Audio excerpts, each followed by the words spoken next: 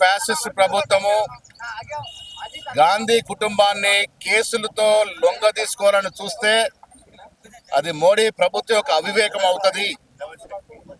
గాంధీ చరిత్రలో, గాంధీ కుటుంబ చరిత్రలో ఎప్పుడు కేసులకు భయపడలేదు.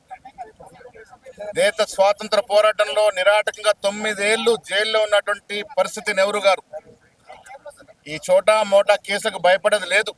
నేషనల్ హెరాల్డ్ కేసులో ప్రజలకు తెలియాల్సింది, Journalist Association of India Limited అవుతుందో నెహ్రూ గారు స్థాపించింది.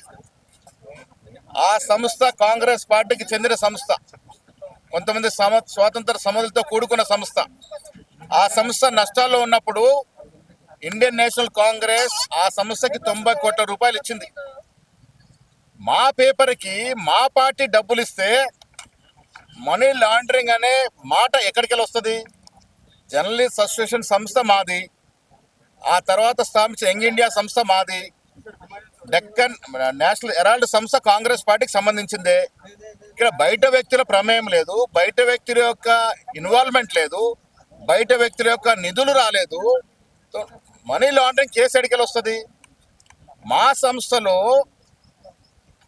మా పత్రికలో మా పార్టీ డబ్బులు పెడితే, అది కూడా అప్పుగా ఇస్తే మనీ లాండరింగ్ కేసు పెట్టడం అనేది కక్ష సాధింపు చర్య.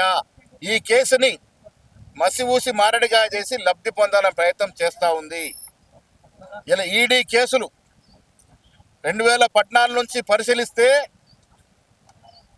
ఉదాహరణకి 100 కేసులు అయితే 95 కేసులు అపోజిషన్ పార్టీస్ మీద అవుతా ఉన్నాయి, ప్రతిపక్షాల మీద అవుతా ఉన్నాయి. ఇది ఆన్ రికార్డు చెప్తా ఉన్నాను. సిబిఐని, ఈడీని జేబు సంస్థలాగా వాడుకున్న బీజేపీ ప్రజలు గ్రహిస్తూ ఉన్నారు.